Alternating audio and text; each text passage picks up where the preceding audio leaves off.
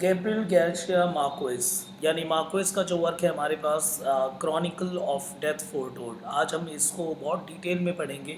और ये तो आपको पता होगा कि अगर आप थोड़ा बहुत जानते होंगे गार्सिया मार्क्वेस को, तो मार्क्वेस इंस्पायर्ड थे फ्रेंड्स काफका से। काफका वही जिनकी फेमस राइटिंग थी मेटामॉर्फोसिस। तो जब वो उससे इंस्पायर्ड है तो यहाँ से पता चल सकता है आपको, इतना तो आप अंदाज़ा लगा रियलिज्म जिसे हम बोलते हैं, यानी मैजिकल रियलिटी। इसका एक परफेक्ट एग्जांपल है ये जो वर्क हम डिस्कस करेंगे। साथ ही साथ पोस्ट मॉडर्निज्म का एक परफेक्ट, और अगर आप इस चैनल पे पहले से ही हो तो आपको पता है हम बहुत ही डिटेल एनालिसिस करते हैं, दैट इज़ डिस्कोर्स। तो हम इसको पूरा एक एक उसके थ्रू जाएंगे और सब कुछ समझेंगे हम इसमें। अब गैब्रियल गार्सिया मार्क्वेस जो है, और ये जो राइटिंग है हमारे पास, ये पूरी जो है एक हिस्ट्री का एक छोटा सा इंसिडेंट है उससे इंस्पायर्ड है, इसीलिए मैजिकल रियलिटी के रेल्म के अंडर आती है। अगर हम योनरा चेक करें तो मैजिकल रियलिटी है। क्यों अगर ऐसा हम बोलते हैं? क्योंकि जो रियलिटी और जो फिक्शियस, यानी एक तरफ अगर मैं लिखूं तो यहाँ पे अगर हम एक तरफ अगर ऐसे लिखते हैं रियलिटी और दूसरी तरफ अगर हम लिखते हैं फिक्शियस, इसके बीच के एक जो लेयर है, ये जो लेयर है that is the magical realism. ये मैजिकल रियलिटी की लेयर। इसीलिए जो क्रॉनिकल ऑफ डेथ फोरटोल्ड है एक परफेक्ट एग्जांपल है मैजिकल रियलिटी का। और अगर मार्क्वेस इंस्पायर्ड है काफका से, जिन काफका ने जो फेमस वर्क मेटामॉर्फोसिस लिखा है, वो इतना परफेक्ट एग्जांपल खुद ही है मैजिकल रियलिटी का। इसके साथ साथ सलमान रश्दी और भी बहुत सारे राइटर्स हैं जो इसके प्रपाउंडर हैं। पर हमें चेक करना है और हमें जो बहुत डिटेल में जाना है वो ये क्रॉनिकल ऑफ डेथ फोरटोल्ड को पढ़ेंगे। तो क्रॉनिकल ऑफ डेथ फोरटोल्ड यानी एक ऐसी मौत जिसके बारे में पहले से किसी ने बता रखा हो। तो इतना तो एग्जैक्ट पता है, इट्स अ स्टोरी, एक कहानी है जिसमें कि पहले ही बता रखा है कि ये कोई एक कैरेक्टर मरने वाला है। ठीक है, इसीलिए यहाँ पे फोरटोल्ड यूज़ कर रखा है। ये फोरटोल्ड उसके लिए है, क्रॉनिकल है। बट एक बहुत अजीब सी बात है, क्रोनोलॉजी इसमें फॉलो नहीं होती है। कहानी बहुत ही आगे पीछे ऐसे ऐसे करके एक थ्रैश्ड वे में चलती है, कोई बीच से उठ गई, कोई आगे से पीछे, आगे पीछे से आगे आगे। तो एक लीनियर ऑर्डर नहीं है इस कहानी में, बट स्टिल जो हेडिंग है वो क्रॉनिकल दिखाती है यहाँ पे। और ये स्टाइल है उस ज़माने की राइटिंग की जिस हम बात कर रहे हैं। तो that is the post modern writing. तो पोस्ट मॉडर्न राइटिंग इस तरह से डिफरेंट होती ही है कि अगर आप पोस्ट मॉडर्न राइटिंग को रीड करने जा रहे हैं तो वो पोस्ट स्ट्रक्चरलिज्म फेज में आएगा, पोस्ट मॉडर्निज्म फेज में है। तो वो जो पहले से जो चीज़ चली आ रही है, जो एक ऑर्डर और जो पैटर्न है, वो इसमें फॉलो बहुत ही कम चांसेस से होंगे। ठीक है, फटाफट शुरू करते हैं हम। यह है अबाउट मार्क्वेस। आप इस स्लाइड को साइड भी कर सकते हो। एक दो बातें थोड़े यहाँ ध्यान रखना है। मार्क्वेस बहुत फेमस थे, और फेमस होने की वजह उनकी एक जो मास्टरपीस है that is the 100 year of solitude. एक वर्क लिखा था उन्होंने, हॉल ऑफ मैजिकल रियलिज्म, और गॉथिक टेस्ट भी है उसके अंदर। बट जो हम ये पढ़ रहे हैं this is also an excellent example of the Gothic. तो गॉथिक सेंस हमें देखने को मिलता है जब हम गॉथिक की बात करते हैं। तो गॉथिक में हॉरर होता है and there is also romance. ठीक है, तो हॉरर एंड रोमांस का एक जो ब्लेंड है दैट इज़ द गॉथिक। तो इस वाली जो राइटिंग है यानी 100 ईयर ऑफ सॉलिट्यूड, इसके लिए बहुत फेमस थी। और साथ ही साथ नोबेल प्राइज़ अवॉर्डी है ये लिटरेचर में। 1982 में इन्हें नोबेल प्राइज़ मिला। डाइट अभी मरे हैं 2014 में। और इन ये जो काफ़ी इंस्पायर थे काफका स्टाइल ऑफ राइटिंग से। और मार्क्वेस के बारे में इतना ही बहुत है, बाकी कोलम्बियस है, it's part of south America. ठीक है, ये बहुत है, इतना ही। यहाँ आपको देखने को मिल जाएगा जिस हिस्ट्री के बारे में आपको बता रहा था, जो हिस्टोरिक बारी देख लेते हैं फाइनली हम। तो ये जो नावल है the chronicle of a death foretold, सबसे पहले 1951 एक स्मॉल टाउन दिखा रखा है कोलंबिया में, साउथ अमेरिका में यानी। और एक ये रियल इंसिडेंट है कि शिमेंटो यानी केटानो शिमेंटो was murdered by the two brother. दो भाइयों ने उसे मिलके मार दिया। यानी अगर मैं यहाँ खाली शिमेंटो लिखूँ या मैं क्या लिख दूँ, केटानो लिख दूँ, तो जैसे मैं लिखता हूँ मान लो केटानो, तो यानी केटानो को दो लोगों ने दो भाइयों ने मारा है। तो ब्रदर वन और ब्रदर टू, दो भाइयों ने मिलके केटानो को मार दिया। और the man had returned the sister to her parents after discovering on the wedding night that she was not virgin। अच्छा, क्यों मारा? ये जो दोनों भाई हैं, इनकी जो बहन है, इनकी जो सिस्टर है, उसकी शादी जिस इंसान से हुई थी, या मैन लिख देता हूँ मैं डायरेक्टली, तो इसने कंप्लेन किया कि जो तुम्हारी बहन जो है वो वर्जिन नहीं है। यानी इसके पहले ही कहीं ना कहीं ये वर्जिनिटी लूज़ कर गई है। यानी इसके पहले कहीं अफेयर होंगे, या इसने पहले कहीं कुछ किया है इस तरह का, है ना, मेटिंग टाइप की चीज़ कर रखी है पहले। और ये जब बात पता चलता है उन दो भाइयों को, तो उन दो भाइयों को शक होता है केटानो पे। कहीं ना कहीं सिस्टर भी बता देती कि केटेनो था, ठीक है, यानी मैंने अपनी वर्जिनिटी केटेनो के हाथ लूज़ करी है, ठीक है। तो ये दोनों भाई मिलके केटेनो को मार देते हैं, और यही जो इंसिडेंट है the same exact copy and paste आपको यही कहानी में भी मिलने वाली है, ठीक है। तो वेडिंग नाइट में पता चलता है, यानी जिस दिन सुहाग रात है सो कॉल, ठीक है, उस दिन पता चलता है कि उस आदमी को कि ये जो लड़की है वो वर्जिन नहीं है। और जब उस तो ये वापस ले जाता है उस लड़की को उसकी माँ के पास कि ये रही आपकी लड़की जो है वो वर्जिन नहीं है, तो यानी इसकी पहली वर्जिनिटी लूज़ है। तो जब उसकी माँ उसे पीटती है तो उसके भाइयों को पता चलता है क्यों मारा गया और ये मेरी बहन वापस क्यों आ गई। तो भाई जब तहकीकात करते निकालते हैं तो उन्हें पता चलता है कि केटेनो जो है उसने इसके साथ पहले मीट कर रखा है। तो यहाँ पे ये सीन जो है ये हिस्टोरिकल और सिग्निफिकेंस राइटिंग की the same exact copy and paste आपको कहानी में भी मिलेगा सेम। इसके बाद इसमें और कुछ खास नहीं है। The chronicle of death for the novel historical quality of the typical the Marquez work उस एम्बिगुअस सेटिंग है द मैजिकल एलिमेंट्स है एम्बिगुअस सेटिंग है, इतना क्लियर नहीं है, ऐप क्लियर नहीं है, मतलब एग्जैक्ट क्लियर नहीं है, ठीक है। ये लैटिन अमेरिकन हिस्ट्री वहाँ से एक छोटा सा इंसिडेंट है उसको उठाया गया है और उसके ऊपर एज इट इज़ इस पूरी कहानी को फ्रेम किया गया है।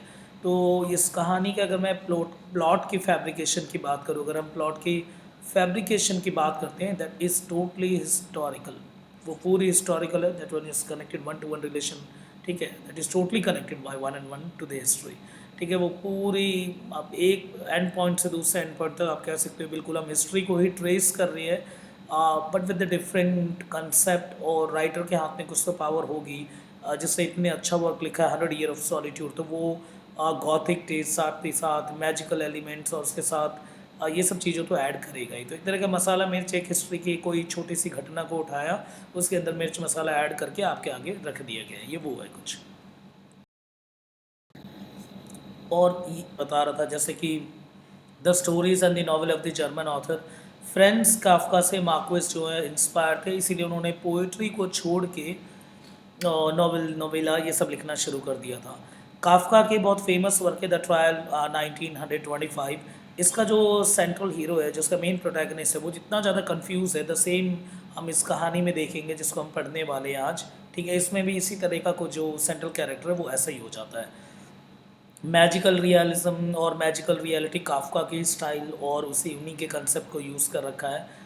और जैसे कि डिस्टॉर्टेड वे में जो है वो लिखा है, it's not again the chronology, एक क्रोनोलॉजी नहीं है ये, बट स्टिल नाम में है इस तरह का सेंस, पर बट स्टिल वो क्रोनोलॉजी फॉलो नहीं करती, यानी एक लीनियर वे से कहानी मूव नहीं करेगी। और ये कैसा आइडिया था, ये एक आइडिया जैसे कि हम बोल सकते हैं कि अगर हम देखते हैं कारपेंटियर ने एक टर्म को कॉइन किया था the journey back to the, इसको भी हटाओ आप, एक काम करते हैं जैसे कि देखो एलिजो कारपेंटियर, तो एलिजो कारपेंटियर इससे इंस्पायर थे कौन, मार्क्वेस। तो मार्क्वेस एलिजो कारपेंटियर से इंस्पायर था। मैं क्यों बता रहा हूँ आपको बार बारी, क्योंकि कारपेंटियर एक नया कंसेप्ट लेके आए थे, जैसे कि उनका एक फेमस वर्क है journey back to the source, यानी जैसे कि एक है इस सोर्स से ये चीज़ बनी, फिर इससे ये बनी, फिर इससे ये बनी, तो हम कहानी को कुछ इस वे से प्रोजेक्ट करते हैं, पर उन्होंने कहानी को ऐसे, यानी अगर हम इसे मान लें ये बर्थ से लेके डेथ का फेज़ है, जीवन से मृत्यु का है, तो हम कहानी ऐसे सुनाते हैं। पर अगर कहानी डेथ से उल्टा ले जाके हम बर्थ तक लेके जाएं, बर्थ तक, तो ये कहानी का एक जो सिक्वेंशियल ऑर्डर जो है वो डिस्टॉर्ट हो गया, एक अलग तरह से घुमा दिया कहानी को। इस तरह का जो ऑर्डर है वो इसमें फॉलो किया गया, जो कि अगेन इंस्पायर्ड है एलिसो कारपेंटियर से। और ये कंसेप्ट मैजिकल रियलिज्म में भी देखा जाता है, क्योंकि अगर आप मैजिकल रियलिज्म और रियलिस्टिक वर्क, अगर मैजिकल रियलिज्म वर्क को लिख रहे हैं तो रियलिटी और फैंटेसी इसके बीच में आपको लेके आना है। तो इस वर्क को इतना बिल्कुल परफेक्शन से नहीं लिखा जाता कि आप लीनियर ऑर्डर में लिख रहे हो, आपको इसको डिस्टॉर्ट करना पड़ेगा, कहीं कहीं से तोड़ना पड़ेगा, कुछ कंसेप्ट को गायब करना पड़ेगा, ताकि वो एक तरह से कन्फ्यूज़न क्रिएट हो सके, ठीक है। तो ये सब ध्यान रखना है, अगर इन केस अगर आपके क्वेश्चन आता है that one is connected to the magical realism, कि ये परफेक्ट एग्जांपल है मैजिकल रियलिज्म का, तो वहाँ ये सब लिखना पड़ता है। क्यों? क्योंकि मैजिकल रियलिज्म में एक तो रियलिस्टिक सेटिंग होती है, सेटिंग आपकी रियलिस्टिक होगी जो कि इसमें है एग्जैक्ट, इसके साथ साथ मैजिकल एलिमेंट्स होंगे जो इसमें देखने को बहुत कम मिलते हैं, ठीक है, कि कुछ एकदम से हट के कुछ हो रहा हो, एक मैजिक जैसा कि कोई एकदम पावर में आ गया हो या चार्ज हो गया, वो सब कम है इसमें। और इन्फॉर्मेशन लिमिटेड होती है, जो इन्फॉर्मेशन होती है वो लिमिटेड होती है, ये एक परफेक्ट है। तो लिमिटेड इन्फॉर्मेशन, रियलिस्टिक सेटिंग और साथ ही साथ जो है एक यूनिक प्लॉट होता है, एक ऐसा प्लॉट जो आपने कभी देखा ना हो, उसको इसी वजह से कहीं न कहीं से डिस्टॉर्ट करके लिखा गया है, तोड़ के लिखा गया ताकि आप प्लॉट की यूनिकनेस को मेंटेन कर सको। अगर आप कर गए तो बात बन जाए। उसके बाद ये जॉनरा जो है ये Latin American style of writing में बहुत फेमस हुआ। मैजिक रियलिस्टिक राइटर जो है वो इसी अमेरिकन इम्पेरियलिस्टिक जो सिस्टम है, यानी the state and the critic American imperialism, यानी जो अमेरिका का जो इम्पेरियलिस्टिक एटीट्यूड था कि अमेरिकन जो सोचते थे कि वो सबसे ऊपर है, नॉर्थ अमेरिकन का पॉइंट बता रहा हूँ मैं, उसको काटने के लिए लेटिन अमेरिकन की राइटिंग जो है वो अमेरिकन इम्पेरियलिज्म को हटा के एक नया डिफरेंट वे से कंसेप्ट को आगे रख रहे थे। तो वो ही हमें अंदाज इसमें देखने को मिलता है। लिमिटेड इन्फॉर्मेशन, रियलिस्टिक सेटिंग, उसके बाद एज एन क्रिटिकल होना चाहिए वो राइटिंग, और ये सब कुछ, और एक यूनिक प्लॉट होना चाहिए। और यही सब चीज़ जो है इसको एक डिफरेंट जॉनरा में लेके आती है, और हम इसे कह सकते हैं कि हाँ, is an perfect example of magical realism. The name of the rose, जैसा नेम ऑफ द रोज़ बहुत फेमस राइटिंग अम्बर्टो इको का, जो कि बहुत फेमस पर्सनालिटी है। अगर आपने 12th क्लास में एनसीईआरटी में एक चैप्टर पढ़ा होगा द इंटरव्यू, उस इंटरव्यू चैप्टर में अम्बर्टो इको का ही इंटरव्यू लिया जाता है, जो वो बताते हैं किस तरह से वो साइंटिस्ट भी हैं, वो राइटर भी हैं, वो फिलोसोफर भी है, हर कुछ वही है। ठीक, द नेम ऑफ द रोज़ के मिलियंस ऑफ कॉपीज़ बिकी थी। इसी तरह से 100 ईयर ऑफ सॉलिट्यूड 1967 में बहुत फेमस हुई थी गॉथिक राइटिंग, जो कि मार्क्वेस की राइटिंग है। तो उसी तरह से जो मार्क्वेस की ये जो राइटिंग है, तो आपके सिलेबस में जो राइटिंग है that is the chronicle of death foretold. अब ये की एलिमेंट्स है, full title same as it is है। ठीक है, कब लिखी गई है? 1981 में। तो पोस्ट मॉडर्निज्म का एक एक्सलेंट एग्जांपल है। इसके बाद सीन्स एट कोलंबिया 1981 की राइटिंग, कंटेम्प्रेरी, बिल्कुल पोस्ट मॉडर्न, यानी कंटेम्प्रेरी, यानी जो उस टाइम पे जो चल रहा होगा उस फेज़ को दिखा रखा, 1980s 1990s, मॉडर्न सेंस में लिखी गई है। डिटेक्टिव भी है, क्राइम भी है, बट इन अ डिस्टॉर्टेड वे। जो डिटेक्टिव नॉवेल्स होते हैं उसमें चीज़ों को छुपाया जाता है और बहुत मुश्किल से ढूंढा जाता है, बट स्टिल इसमें तो वो हेडिंग में ही पता चल रहा है कि क्या होने वाला है। ठीक है, किस तरह से कि कोई मरने वाला है, और जो मरने वाला है वो भी सबको क्लियर है कहानी में कौन मरने वाला है, पर जो मरने वाला है उसको नहीं पता। बाकी सभी को पता है, यानी पूरे गांव को, मोहल्ले को, सबको पता है कि ये मरेगा, और देखो उन्हीं को नहीं पता जो मरने वाला है। तो इस तरह से डिटेक्टिव का है, पर वो बहुत ही अलग तरह से दिखाया गया ताकि यूनिक स्टैंडर्ड को मेंटेन किया जा सके। मैजिकल रियलिज्म मैंने बता ही दिया, सीन कोलंबिया में सेट कर रखा है। ठीक है, बाकी हम देख ही लेंगे। और उसके बाद point of view, the first person point of view से लिखा गया है। अब यहाँ से समझना है, अब समझना ज़रूरी भी है, पर जब आप समरी को समझते हो तो प्लीज़ अपने लेंस जो है वो पर्टिकुलरली होल्ड करो, और ये जो क्रिटिकल लेंस आपको लेके चलना है, क्योंकि कहानी में कुछ कुछ जगह कुछ बातें ऐसी रखी जाती है, वो जो कुछ पॉइंट्स ऐसे हैं जिसके थ्रू हमें यॉनरा समझने की कोशिश करनी होती है कि यानी 1980s post modern style of writing है, और उसके साथ साथ हमारे पास गॉथिक टेस्ट भी है। उसके साथ साथ हम इसमें ये भी देख रहे हैं कि मैजिकल रियलिज्म का भी ये पार्ट है। तो किस तरह से ये राइटिंग आई, और हिस्ट्री कहाँ कहाँ पे टच कर रही है, प्लॉट का फैब्रिकेशन कैसा है, इन सब चीज़ों को होल्ड करना है। यही सब है जो दैट मेक्स आवर लेंस, और यही सब हमारे लेंस को डिज़ाइन करते हैं जिसके थ्रू हम किसी भी राइटिंग को देखते हैं। यहाँ से समरी की शुरुआत होती है। तो एक चीज़ पहले देख लेते हैं, क्योंकि देखो नियर जो पैटर्न है उसको फॉलो नहीं किया गया, तो कहीं कंफ्यूज ना हो जाए हम एग्जैक्ट, तो उसको समझना है पहले कि क्या क्या हुआ था एग्जैक्ट। तो जैसे कि आपको यहाँ पे दिख रहा होगा, ये पैब्लो और पेड्रो विकैरियो। ठीक है, ये तो हैं वो दो भाई, पैब्लो और पेड्रो। ठीक है, पैब्लो और पेड्रो ये जो है ये दो भाई हैं, और इन्हीं की जो बहन है, इनकी बहन का नाम जो है वो क्या है? एंजेला विकैरियो। तो ये हो गया एंजेला विकैरियो। यही है जिसकी वर्जिनिटी जो है वो लूज़ होगी, तो यहाँ वी लिख रहा हूँ मैं फॉर दी वर्जिनिटी। और ये दोनों भाई हैं, और ये इनकी बहन है। इसकी शादी होती है किससे? बयार्डो सैन रोमान। ठीक है, यानी इससे देखो ये रहा बयार्डो सैन, तो बयार्डो सैन, इससे इसकी शादी होती है। यहाँ बना दी दिल। ठीक है, तो बेयार्डो सैन की शादी किससे होती है? एंजेला विकैरियो से। और एंजेला विकैरियो को फर्स्ट नाइट में वो पकड़ लेता है कि ये वर्जिन नहीं है, तो इसकी वर्जिनिटी पे सवाल उठ जाता है। ठीक है, कि ये वर्जिन नहीं है। तो फिर एंड में क्या होगा कि मतलब होना क्या है उसमें कि जब ये वर्जिन नहीं है तो बेयार्डो सैन इनके घर पे बता देता है, यानी मदर को, एंजेला विकैरियो की मदर को बता देता है कि एंजेला विकैरियो जो है वो वर्जिन नहीं है।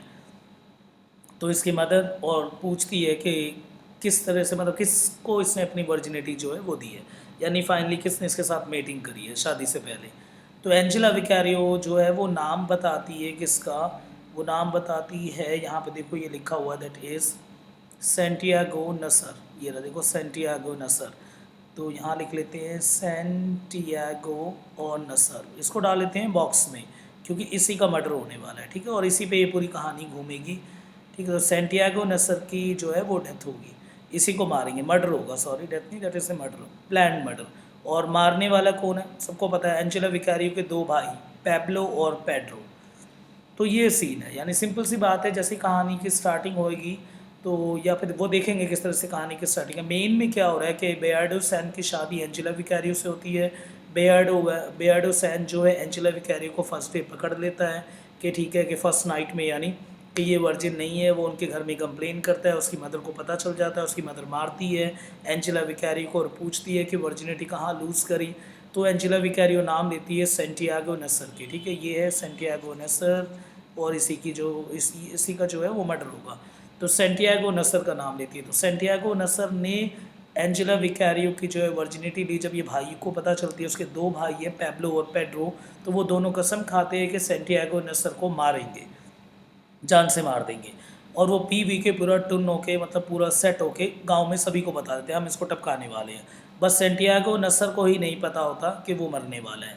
ये सेम मैंने बताया था आपको, जो कहानी मैंने बताया जिसमें अभी लास्ट उसमें स्लाइड में मैंने बताया था, जो कहानी एग्जैक्ट उसकी कॉपी है, ठीक है। दिस इज़ द ऑर्डर, ये जो मैंने बताया ये एक सिक्वेंशियल वे में, दिस इज़ एन ऑर्डर, एक पर्टिकुलर ऑर्डर है। पर अब हम देखेंगे कि ये चीज़ किस तरह से लिखी गई है मेन कहानी के अंदर।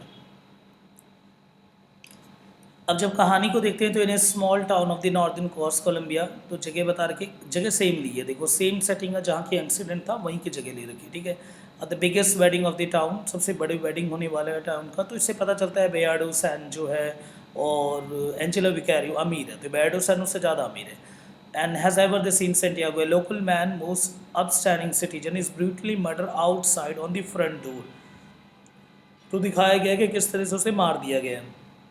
द कल्प्रिट कौन, किन का नाम आया है, पेब्लो और पेड्रो ने। जैसे ही अगर आप इस नोवेल को ओपन करके देखते हो तो सेंटियागो नसर का मर्डर हो रखा है, और मैंने आपको बोला था डिस्टॉर्टेड वे से चलाया गया। तो जिस तरह से दिखाया मर्डर से जो है वो कहानी पीछे मूव हो रही है, फिर वो आगे की तरफ जाएगी, इस तरह से पूरा करेगा ताकि एक यूनिक प्लॉट को बनाया जा सके।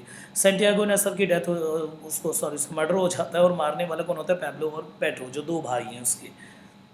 और एंजेला जो है विकैरियो, एंजेला विकैरियो जिसकी वर्जिनिटी जो है वो गई, ठीक है। Just hour before the murder the Angela was return by her parents to her husband, कि किस तरह से to her parents by her husband, यानी उसका जो हस्बैंड है यानी बेयार्डो सैन, वो लेके आता है एंजेला को उनके पेरेंट्स के पास कि आपकी लड़की की वर्जिनिटी पहले ही जा रखी। It mean the deflowered her, कितना खूबसूरत वर्ड यूज़ कर रखा है, that is the deflowering, ठीक है। यानी अब इसको जो है वो पूरी तरह से इसकी वर्जिनिटी गई।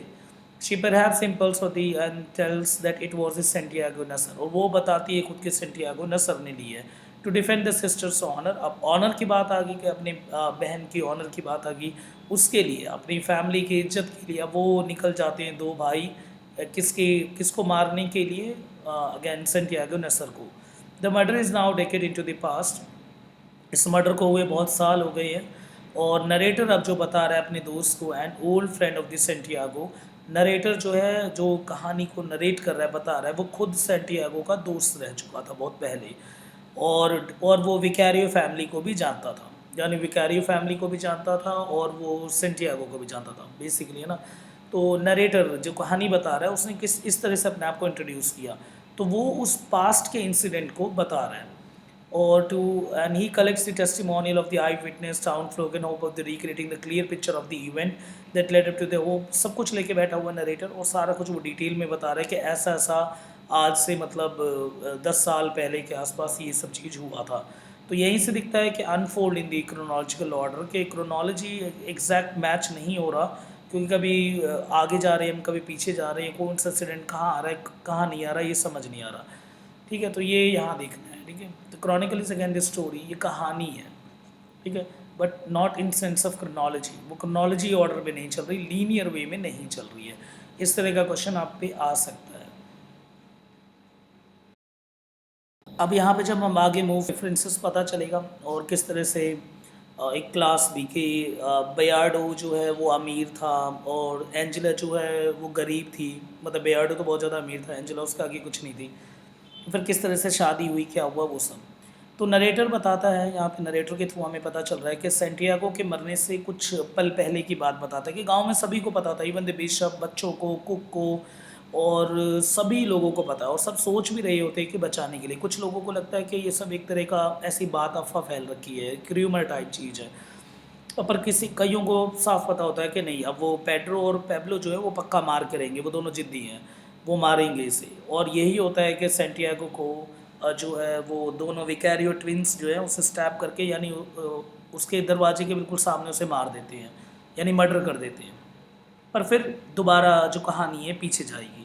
However before he explain the murder in detail, murder को उतनी अच्छी तरह से डिटेल में एक्सप्लेन ना करते हुए नरेटर पीछे ले जाता है कि एंजेला और बेयार्डो आपस में मिले कैसे। तब बताता है कि बेयार्डो एक आउटसाइडर कम्युनिटी से था। वो एक दिन आता है गांव में, उस एरिया में, बहुत डैशिंग लगता है, वो चार्मिंग होता है और बहुत ज़्यादा पैसा होता है उसके पास। एक दिन वो चुपके से एंजेला विकैरियो को देखता है। A young women from a poor and extremely conservative family से होती है।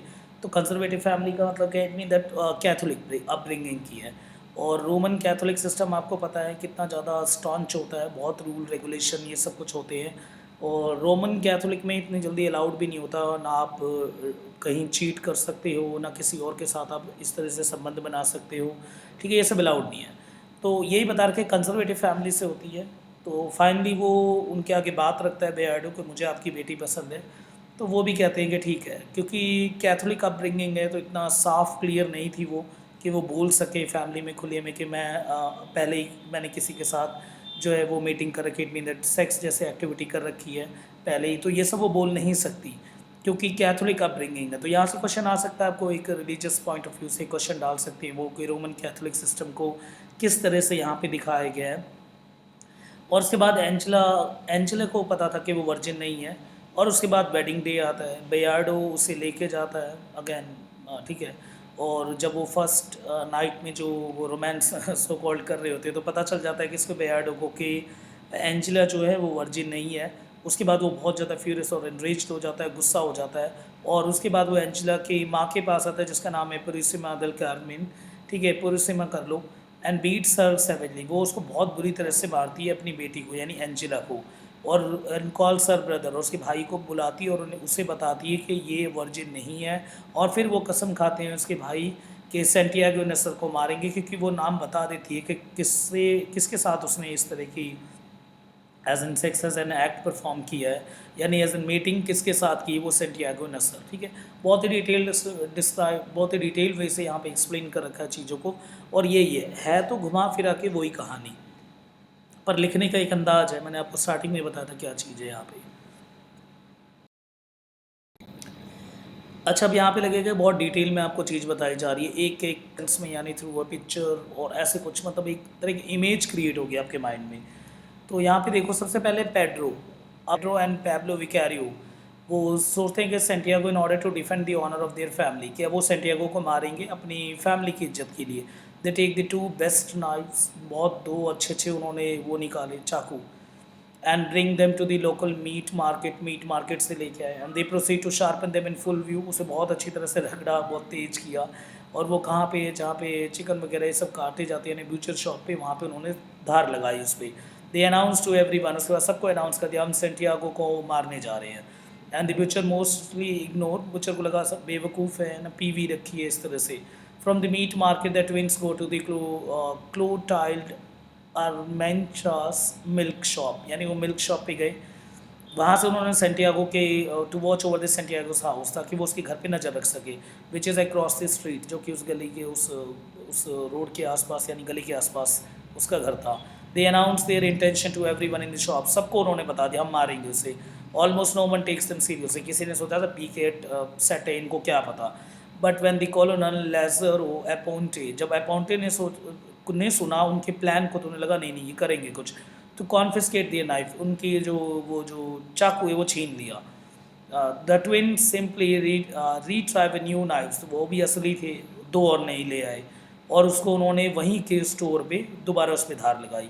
दे wait for the light to come on in Santiago's room, वो वेट कर रहे थे कि सेंटियागो के रूम में लाइट आए, बट दिस नेवर हैपन, पर ऐसा हुआ नहीं। The narrator explain this Santiago return home and feel asleep without turning on the light, क्योंकि सेंटियागो आया घर पे आते के साथ वो सो गया बिना लाइट ऑन करे।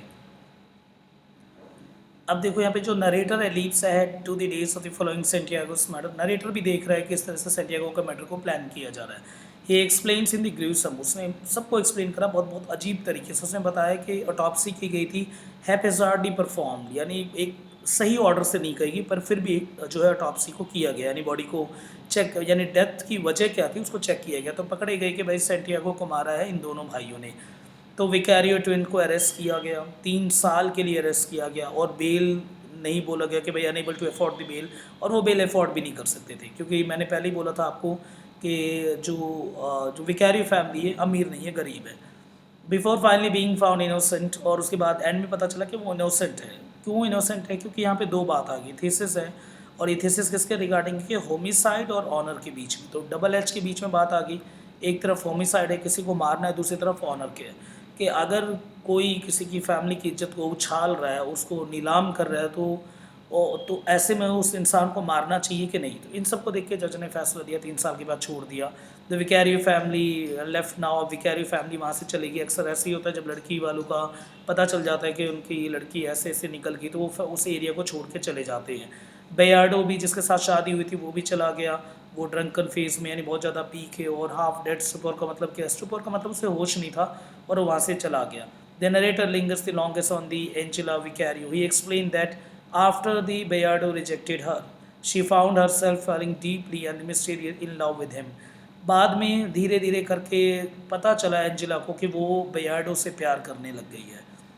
For years living her life in a seamstress she wrote him, और उसके बाद जब उसे बहुत ज़्यादा मिस करने लगी वो बेयार्डो को, तो वो उसको उसके लिए लेटर लिखती थी, पर वो उस लेटर का आंसर देता नहीं था। Bayardo old and fat and showed up the doorstep, Bayardo कभी उसे देखता ही नहीं था उसकी लेटर्स को। ठीक है, अब ये कहानी यहाँ तक पहुँची, लाइन लाइन बहुत ही एक तरह से चीज़ों को बहुत आ, एक क्या बोलते, लेयर ऑन लेयर जो है इसको पील ऑफ किया गया, बहुत अच्छी तरह से एक्सप्लेन किया गया है।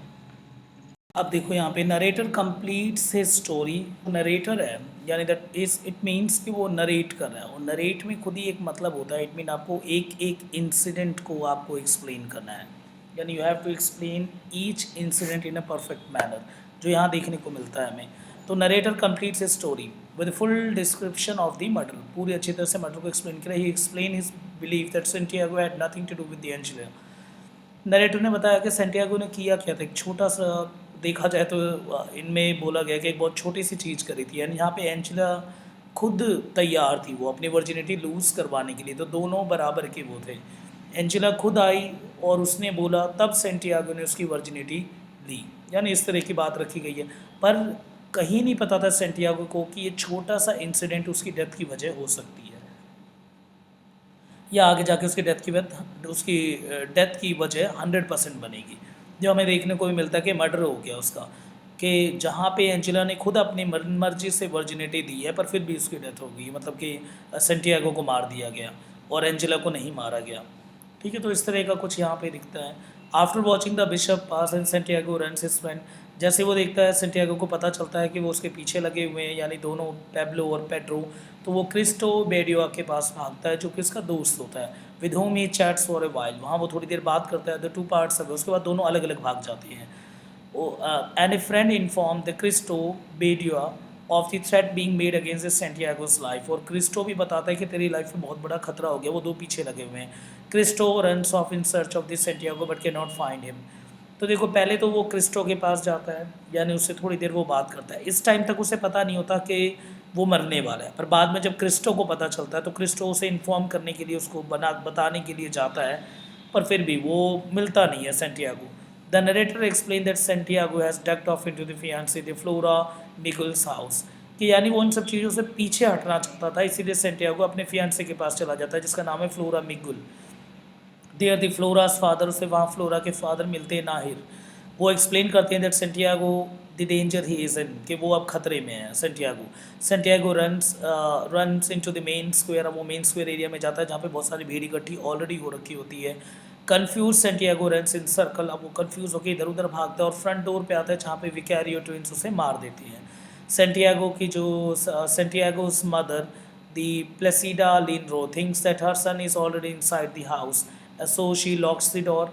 अब सेंटियागो की जो मदर होती है उनको लगता है कि उसका जो बेटा है वो खुद अभी घर पे ही है, इसीलिए वो अपने घर को लॉक करके रखती है। अगर वो खुला होता तो वो अंदर घुस जाता अपने घर के, पर नहीं, उसी के घर के आगे विकैरियो ट्विंस ने उसे मार दिया।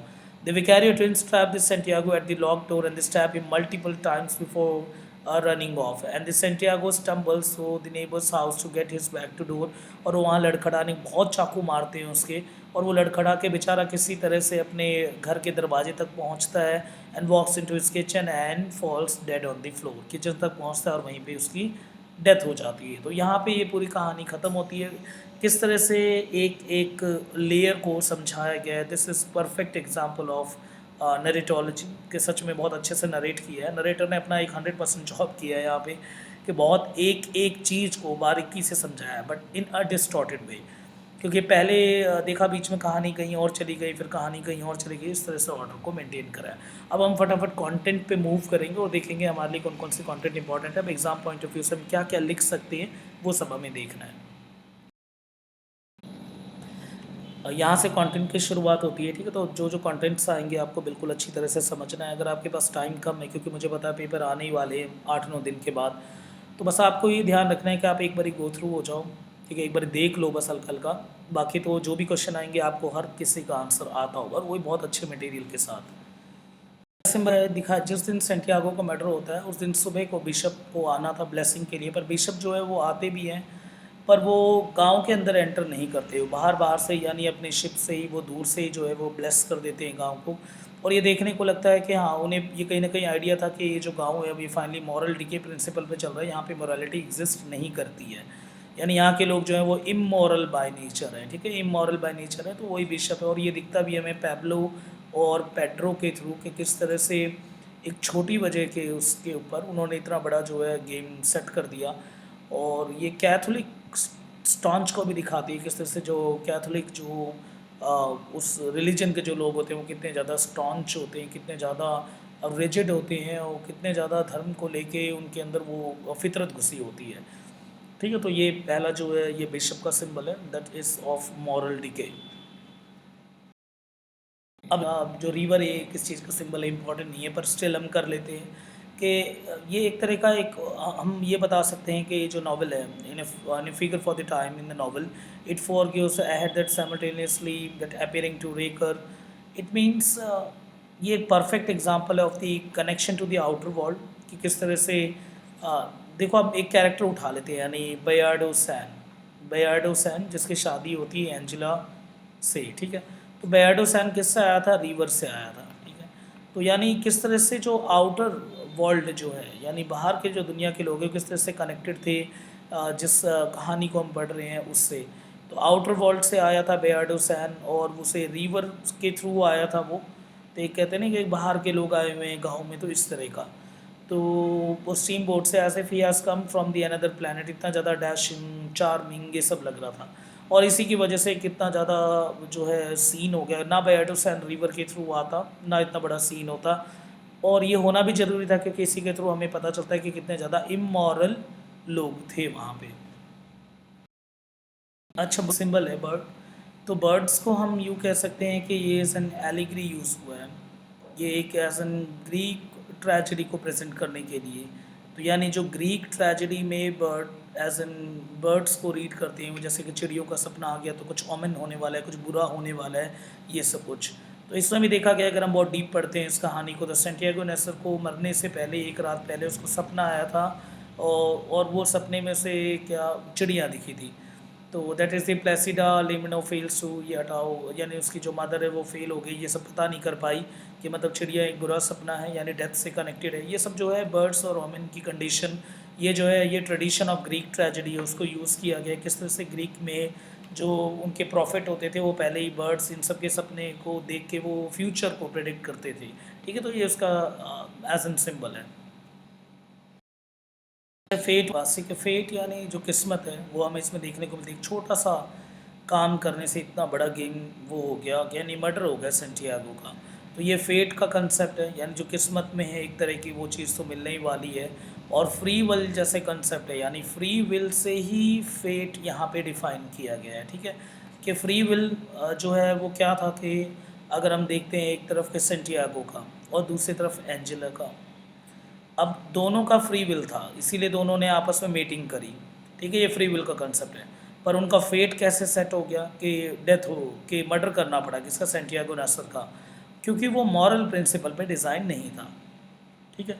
तो फ्री विल क्या चीज़ है, अगर फ्री विल मॉरल लेसन को ना लेके चले या मॉरल प्रिंसिपल को लेके ना चले तो मर्डर जैसे सीन देखने को मिलते हैं सोसाइटी में। तो ये जो कंसेप्ट है, जो फ्री विल खाली सरवाइव नहीं कर सकती, इसके साथ मॉरल और मोरालिटी जैसा एसेंस होना बहुत ज़रूरी है। और फेट भी, अगर फ्री विल खाली चले और मोरालिटी एसेंस जो है, यही दोनों चीज़ अटैच होकर फेट को डिफाइन करते हैं, यानी किस्मत को, ठीक है। तो ये यानी आपको बस ये ध्यान रखना, वैसे आने वाला नहीं है इस तरह के क्वेश्चन, ठीक है। बस ये डाल दिया था कि आप एक बारी बस थोड़ा बहुत समझ सको चीज़ों को। बाकी वही सब बात होगी, एक बार स्लाइड रोक के यार थोड़ा सा पढ़ देना, ठीक है। वैसे इंपॉर्टेंट नहीं है ये, मैं बता रहा हूँ आपको, इस आप कहीं सोचो कि फेट वर्सेस फ्री विल जैसे क्वेश्चन आएंगे, नहीं, ठीक है। बस आपको रोकना है और बस देखना है बस।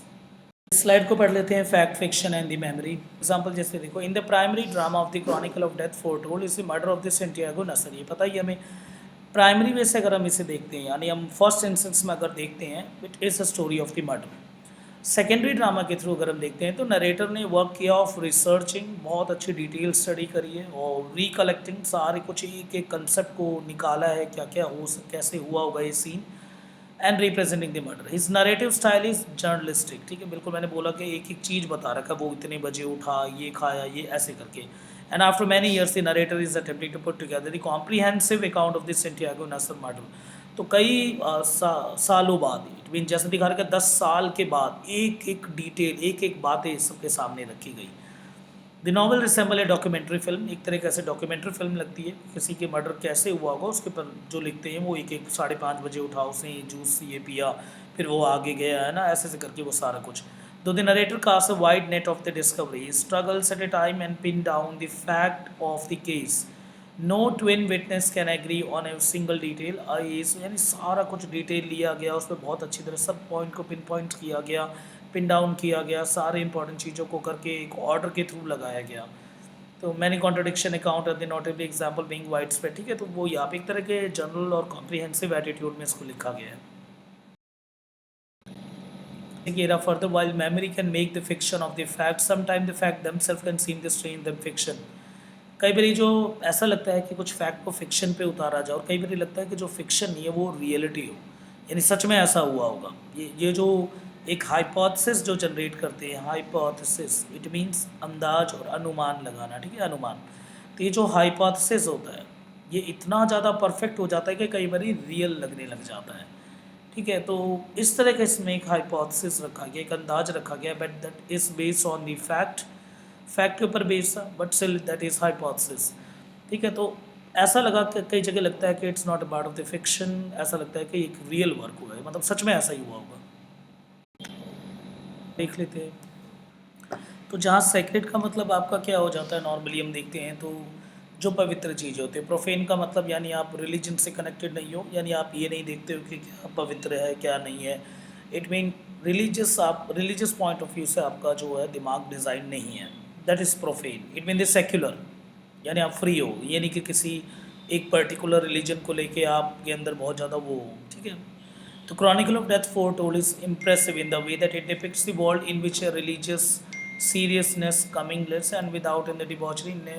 इसकी बात क्या, nearly that every character in the novel moves freely between these two opposite pole।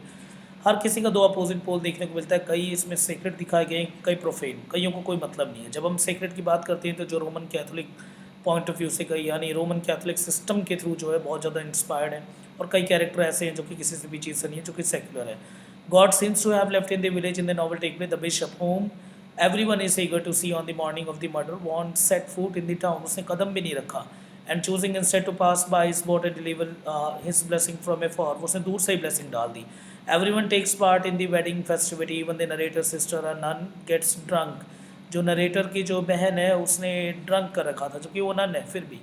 The narrator has been frequenting the local brothel for his entire adult life. जो नरेटर है वो भी यहाँ दिखाया गया कि लोकल ब्रॉथल में जाता है वो।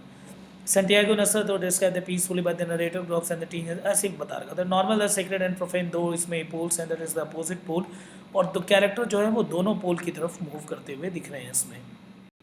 ठीक है, बाकी आप एक बार स्लाइड रोक के वो देख लेना जो जो पॉइंट्स हैं। नेक्स्ट हमारे पास है gender, class and the social restriction. Gender का कंसेप्ट हमें देखने को मिलता है, it mean that male attitude and the female.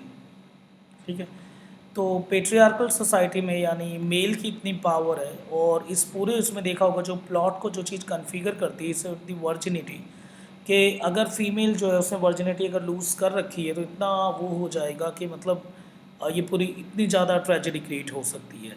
ठीक है, तो यानी जो मेल ओरिएंटेशन है और जो मेल सुप्रीमेसी है वो इसमें दिखाई गई है, और फीमेल सब्जुगेशन का पार्ट है। इट्स सेकंड पॉइंट है ना, जिसमें हमें दिखाया गया था पेट्रियार्कल डोमिनेंस। क्लास का डिस्टिंक्शन है, क्लास का भी है, इसमें दिखाया जैसे मैंने आपको स्टार्टिंग में ही बोला कि बेयाडो जो है किस तरह से वो अमीर क्लास का था, एक अपर क्लास का था, और जो नीचे वाले क्लास के वो सोशल रेस्ट्रिक्शन भी दिखाया गया, समाज में कितनी ज़्यादा वैल्यू होती है और कितना ज़्यादा रोमन कैथोलिक सिस्टम या फिर सोशल रेस्ट्रिक्शंस या फिर मॉरल प्रिंसिपल कितनी वैल्यू रखते हैं।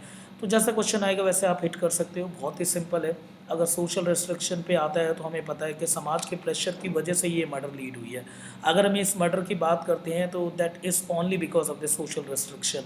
और ऑनर यानी किस तरह से अपनी वैल्यू और अपने सेक को जो है वो बचाना है, और उसी के लिए जो है ये सोशल रेस्ट्रिक्शन का इतना हाई प्रेशर बेल्ट फॉर्म हो जाता है, जिसकी वजह से जो है वो दोनों पैब्लो और पेड्रो वो मर्डर कर देते हैं। इसलिए इवन इसके बाद 3 साल वो सज़ा काट के भी आए हैं, बट वो खुश हैं कि हाँ उन्होंने इस काम को अंजाम दे दिया। उसके बाद क्लास डिस्टिंक्शन भी यहाँ पे साफ दिखाया गया है, अपर क्लास, लोअर क्लास, और जेंडर डिस्पैरिटी भी साफ देखने को मिलती है, क्योंकि वुमेन का यहाँ पे कहीं इतना सिग्निफिकेंट रोल नहीं दिखा गया। इवन अपनी वर्जिनिटी लूज़ करने के बाद उसकी मदर जो है वो उसे मार रही है। तो सिंपल है काफ़ी, जेंडर के बेस, क्लास बेस और सोशल रिस्ट्रिक्शन। बाकी आप इस स्लाइड को रोक के आप इसमें और नेक्स्ट वाले और उससे नेक्स्ट वाले में आप आराम से देख सकते हो। सेम वही बात है, बस कहानी में थोड़ा सा घुमा के वैसे बता रखा। आप बस देखो स्लाइड को रोक के, आप बस मेन जो इंपॉर्टेंट पॉइंट्स है उसको देख लेना। अच्छा, वॉयलेंस साथ ही साथ कम्युनिटी का गेम भी। Violence is of course is a persistent theme, बिल्कुल सही बात बोल रखी है, परसिस्टेंट थीम, यानी पूरे उसमें कॉन्टीन्यूसली वॉयलेंस तो एंड तक रहा। And the Santiago Nasser suffered the Marquez and his character both familiar with the entire lead. In the narrator, though him Marquez also dogged the question pertaining to violence. So violence तो हमें normally पता है, जहाँ जहाँ से आपको violence के traits मिलते हैं आप उसको डाल देना। The apparently incompetence and the wars and the complacency of the community in the face of the impending the violence on the narrator throughout his investigation of the crime. तो narrator ने यहाँ पे काफ़ी investigate किया था, उसके बाद उसने ये सब कहानी हमें बता रहा है narrator। By the time of the Santiago Nasser is pinned on the front door and the stabbed before the crowd, the spectator किस तरह से उसको उसकी गेट के बाहर पकड़ा, फिर चाकू मार दिया, फिर वो चिकन नहीं किचन तक, है ना, तो सॉरी, फिर वो किचन तक गया, फिर वहाँ पे वो उसके बाद वहीं उसकी डेथ होगी। तो यही बता रखा है कि ट्रॉमा में लिखा है, वॉयलेंस में लिखा है, और कम्युनिटी का किस तरह का गेम है उसको दिखा रखा है। यही चीज़ कहीं ना कहीं से गॉथिक टेस्ट में ऐड करवाती है, तो गॉथिक स्टाइल ऑफ राइटिंग का ये पार्ट है। तो यहाँ पे जो कम्युनिटी यहाँ पे कोई बीच में आके कोई एक परफेक्ट रोल नहीं प्ले करेगी। ठीक है, इस क्राइम को रोका जा सकता है, समझाया जा सकता है कैरेक्टर को, ठीक है, तो पर ऐसा कुछ नहीं है। Community almost neutral role play कर रही है, बस एंड में जो है वो भी फ्रोज़न रह जाती है पूरी कम्युनिटी, और साथ साथ ट्रॉमा इस तरह से घुस जाता है उनके दिमाग के अंदर। तो बस तो हम बोल सकते हैं कि कोई एक पर्टिकुलर एक परफेक्ट रोल नहीं देखने को मिलता कम्युनिटी को। कम्युनिटी एक तरह पैसिव रोल कर रही है, एक्टिवनेस उसके अंदर नहीं देखने को मिलता है। ठीक है, तो ये एक आजकल के मॉडर्न सोसाइटी के ऊपर भी देखा होगा, आज भी किस तरह से कहीं मर्डर हो जाए, कहीं हो जाए, तो जो पैसिवनेस ऑफ जो कम्युनिटी होती है, पैसिवनेस वहाँ जो लोगों की होती है, वो इस तरह का ही कुछ होता है कि हमें क्या लेना, जो चल रहा है, ठीक है, शॉक हो गए, थोड़ी देर तक दिमाग के अंदर रखा, बाद में सब कुछ निकाल दिया। जिसमें एक द राइटिंग अगैन एक परफेक्ट एक प्लॉट सर्वे आप बोल सकते हो, एक परफेक्ट एग्जाम्पल बोल सकते हो आप किसका, as a post modern writing का। ठीक है, बाकी आप यहाँ पे कम्युनिटी का रोक रखा है मैंने, बस आपको एक बारी थोड़ा सा देखना है, पूरा क्लियर हो जाएगा आपको। ठीक है, वही सारी बातें यहाँ पे भी कुछ हट के नहीं है। अच्छा, यहाँ से जो स्लाइड है that is important, left hand way से आप मूव कर दो एकदम बहुत इजी हो। नहीं, अब यहाँ पे कंसेप्ट्स आएंगे, जैसे भक्तिन का कंसेप्ट है पॉलीफोनी। तो पॉलीफोनी का मतलब पॉली मीन्स एक से ज़्यादा साउंड को इंटरमिक्स करना। एक साउंड, दो साउंड, तीन साउंड आपस में इंटरमिक्स हो रहे हैं, उससे एक मेन स्ट्रीम क्रिएट हो रही है, जो कि कहीं ना कहीं कहानी को एक डायरेक्शन में लेके जाती है। इसमें कई सारे दिख रहे होंगे आपको, जैसे एक नरेटर का साउंड खुद का चल रहा है, कैरेक्टर्स अलग अलग कैरेक्टर अलग अलग सोशल ग्राउंड के, social ground 1, social ground 2, social ground 3, और नरेटर का अपना खुद का ग्राउंड है। सारी कहानियाँ आपस में आके इंटरमिक्स हो रही है, और यही कंसेप्ट मेटा नरेटिव भी कहलाती है कि अलग अलग नरेटिव्स जो हैं वो मेटा नरेटिव फॉर्म करते हैं। पर यहाँ पे साउंड्स है, क्योंकि हम जो कर रहे हैं वो ऑलरेडी नरेटर हमें बता रहा है, तो नरेटर की एक ही साउंड है, तो यानी सिंपल बहुत इजी करते हैं। पॉलीफोनस का मतलब होगा डिफरेंट साउंड, अलग अलग कल्चर से जो अलग अलग बंदे आ रहे हैं, वो अपनी अलग अलग जो क्वालिटी को उसको कैरी कर रहे हैं, पर वो सब आपस में इंटरमिक्स हो रहा है। नरेटर जिस तरह से कहानियाँ सुना रहा है, और उसके बाद अलग अलग सोशल ग्राउंड से अलग अलग कैरेक्टर हैं, वो सब इंटरमिक्स होकर एक न्यू डायरेक्शन दे रहे हैं। That is the concept of भक्ति इन पॉलीफोनी। चलो एक बार इसको देख लेते हैं। दी मार्क्वेस का the chronicle of death foretold इस मिखाइल बेक्तिन की थ्योरी ऑफ द वॉइस से कनेक्टेड है। The main argument of polyphony is the key concept of the considering the better comprehend the inter relationship of the voices, कि अलग अलग character और उनके speech, उनके लैंग्वेज, इनसे हम कहानी को अच्छे से ग्रिप कर सकते हैं। कि जैसे हमें इसमें दिखता है जो रिवर के थ्रू जो हमारा मेन कैरेक्टर आया था वो एक अलग ग्राउंड से है, उसके बाद जो नसर यानी जिसने इस तरह का जो मीटिंग करी वो अलग, ऐसे ही तो हर कोई अपने अलग अलग उसके फ्रेम से, सोशल ग्राउंड से आ रहा है। Researcher will also examine the characteristics of the double voice and manifestation of the polyphony. The results show Marquez, The Chronicle of Death Foretold, is a polyphonic novel because of the variety of the consciousness and independent voices of various characters. हर किसी का अपना खुद का conscious frame है, हर कोई अलग direction से देख रहा था सोसाइटी को, और हर किसी की अपनी इंडिपेंडेंट वॉइस थी। ये सब आपस में इंटरमिक्स हुए, और that makes a social group and streamline direction, और इसी के ऊपर सोशल वॉइस क्रिएट हुआ है, और यही है पॉलीफोनस का कंसेप्ट। बाकी the main aim of this paper, Gabriel Marquez, the chronicle of death foretold, is the light of the Bakhtin concept of the voices in his book the problem of the Dostoevsky the poetic. ये हटाओ। The polyphony का simple मतलब होता है many voiceness. It refer the construction of the voices of the character in the narrator in the novel, यानी हर अलग अलग कैरेक्टर, उनके वॉइस और साथ में नरेटर का वॉइस उसके साथ इंटरमिक्स होगा, जो उसमें साफ is perfect example of this. बख्तिन बहुत ज़्यादा इन्फ्लुएंस है दोस्तोवेस्काई से, फायदोर से, जो कि रशियन राइटर हैं। उन्होंने भी एक हट के बहुत सारे वर्क लिखे हुए हैं, तो उससे इंस्पायर्ड थे, वहीं से ये आया। तो मार्क्वेस का ये जो राइटिंग है ये भी दोस्तोवेस्काई के नॉवल से इंस्पायर्ड है, जो कि मार्क्वेस का जो क्रॉनिकल ऑफ डेथ है। भक्ति ने इस कंसेप्ट में बताया the significance of the language diversity, speech, characterisation in polyphonic novel. इस तरह के नॉवल में अलग अलग कैरेक्टर्स होते हैं, उनके खुद के अपने एक अलग अलग एजेंडा होता है, और उसके अलग अलग कल्चर के एसेंस होता है, उसके थ्रू वो कहानी मूव करती है। मार्क्वेस का क्रॉनिकल ऑफ डेथ फोरटोल्ड एक रिमार्केबल नैरेटिव फ्रेमवर्क है, जो कि दिखाता है हमें the incident from the various views, अलग अलग व्यूज में किस डायरेक्शन में इस चीज़ को देख सकते हैं। It manifest the diversity of the social speech, अलग अलग लोग, अलग अलग कैरेक्टर, उसमें environment, language, social group, professional group and so on. Nevertheless this paper on focus is the hidden. ठीक है, ये सब ध्यान, बस पॉलीफोनस आपको ध्यान रखना है, कंसेप्ट किसका है, और लैंग्वेज का अल्टीमेटम क्या होता है, और नरेटर की वॉइस अगर बाकी कैरेक्टर की वॉइस के साथ इंटरमिक्स होती है, that is called the polyphonous. It's possible to read the Marquez Chronicle of Death as a detective fiction novel. It is mainly about the murder of the Santiago Nasser. According to the William, our writer vastly more experienced as journalist and the fictional writing. ठीक है, तो journalist और fictional writing अगर कोई लिख रहा है तो उसका बहुत अच्छा खासा एक्सपीरियंस होता है। Chronicle of death foretold is distinguished work by the Marquez, narrative based on the both journalistic और फिक्शन, दोनों स्ट्रैंड के ऊपर इसे डिफाइन किया गया। देखा होगा आपके जर्नलिज्म एसेंस दिखता है इसमें, कि कैसे एक एक बात एक एक बहुत अच्छी तरह से लिखा हुआ, और फिक्शियस एजेंडा को भी सेट कर रखा है। ऐसा नहीं है हूबहू कॉपी एंड पेस्ट किया गया है, कुछ कुछ बातें अपनी तरफ से भी ऐड किया गया है। ठीक है, आपको सिर्फ लाइन्स उठानी जो आप लिख सकते हो, जैसे शार्ट्स ऑफ द ग्रूसम। ठीक है, यानी बहुत ही दर्द देने वाली जो मेमोरी है वो, और शार्ट्स का मतलब क्या होता है, जैसे कांच टूट गया, कांच टूटने के बाद वो जो नुकीले नुकीले जो पीस रहते हैं जिससे कटने का खतरा होता है, दैट इज़ ठीक है। तो मेमोरी के शार्ट्स हैं। N analysis of the chronicle death four, Gabriel Marquez is one of the most prominent writer from the Latin America, ठीक है, बिल्कुल सही है। And capture the nuances of the life, life में कितना ज़्यादा दर्द और कितनी कितनी मेमोरीज कितनी बैड हो सकती है उन सबको है इसमें दिखाया गया। 1981 में क्रॉनिकल ऑफ डेथ फोरटोल्ड को लिखा गया, और ये सच में एक ऐसी राइटिंग थी जिसमें कि किसी पास्ट के ग्रूसम मेमोरी यानी कोई पास्ट का इंसिडेंट हुआ है उसके शार्ट्स को कंबाइन किया गया है।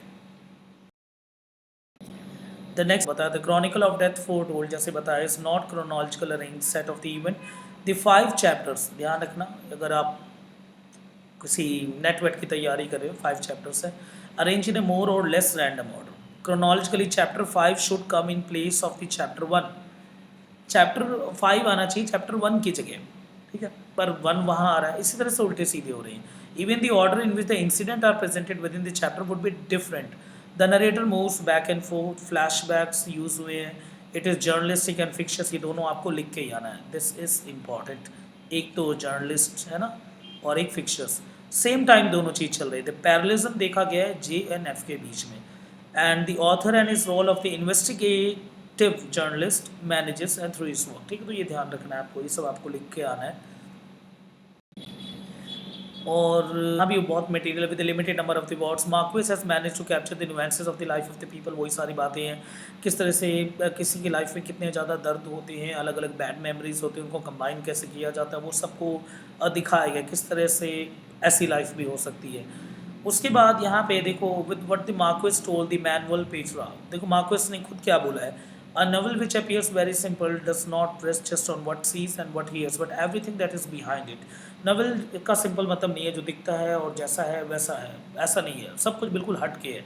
इट्स एन आइसबर्ग, आइसबर्ग है, the block of ice whose tip appears so big, तो ब्लॉक ऑफ आइस यानी जिसका टिप बहुत बड़ा लगता है, yet most of its under water supports the part which is visible and above water, क्योंकि उसके नीचे इतना ज़्यादा पानी है और इतना ज़्यादा पार्ट है जो उसे सपोर्ट कर रहा है, ठीक है।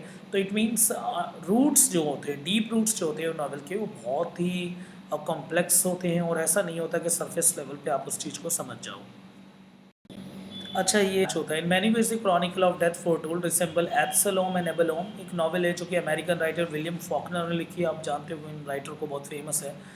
एब्सलोम और Absalom the chronicle of death, memory novel, memory based writing है, it is a novel based on the memory of the people involve, अलग अलग लोगों को क्या क्या याद है, उन सारे शक्ल्स को कंबाइन करना है, फिर एक स्ट्रीम लाइन बनाना है, एक नरेटिव्स कंबाइन करके मेटा नरेटिव फॉर्म करना है, फिर लिखना है। इसी तरह से एक लिखी गई है एक writing that is the Absalom and Absalom या एब्सलोम, ठीक है, ऊपर मिस्टेक हो सकता है, ठीक है।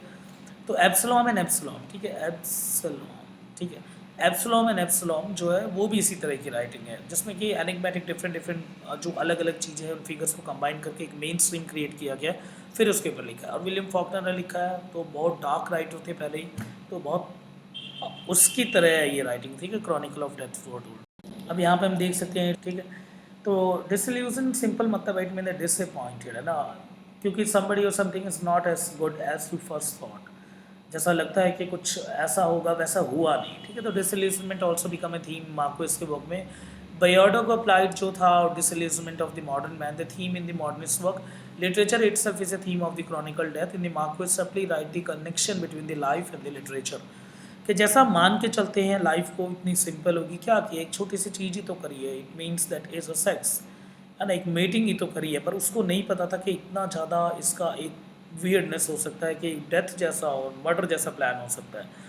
तो वही दिखाया गया है कि एक बहुत डिसइल्यूजनड होता है, इन पर्टिकुलर मीनिंग ड्रैग नहीं कर सकते इस लाइफ का, और आगे होने क्या वाला है ये भी हम नहीं जानते। It's somewhat the philosophical by agenda.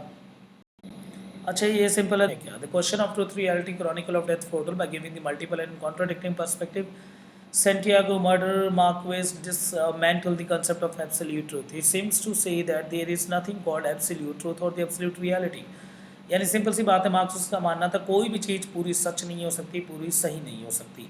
These are entitled whose essence varies person to person, वो नज़रिए पे डिपेंड करता है कौन उसे किस एंगल से देखता है। तो realistic description of the fantastic event were given, कई इवेंट्स ऐसे होते हैं हिस्ट्री में जिन्हें हम पढ़ने निकलते हैं, पर वो किस ऑर्डर में है, किस लेंस के थ्रू देखा गया, उसे मेल ने देखा है, फीमेल ने देखा है, या फिर अगर मेल फीमेल अगर हम इसको हटा के देखते हैं कि एक पर्सन की पर्सनैलिटी किस तरह से है, किस एंगल से उसे देखा गया, उस पर डिपेंड करता है। तो truth and reality lens holding capacity पे डिपेंड करती है। अच्छा, इससे नेक्स्ट हमारे पास जो है वो societies role in the Santiago's death, kiss of society, कि सोसाइटी का ही मेन रोल है। The narrator highlight the society role in the Santiago death in a way that the real perpetrator of the crime, कि असली में जो इस crime को जिसने अंजाम दिया है दैट इज़ द सोसाइटी, क्योंकि सोसाइटी का एक एक्सट्रीम प्रेशर था, है ना।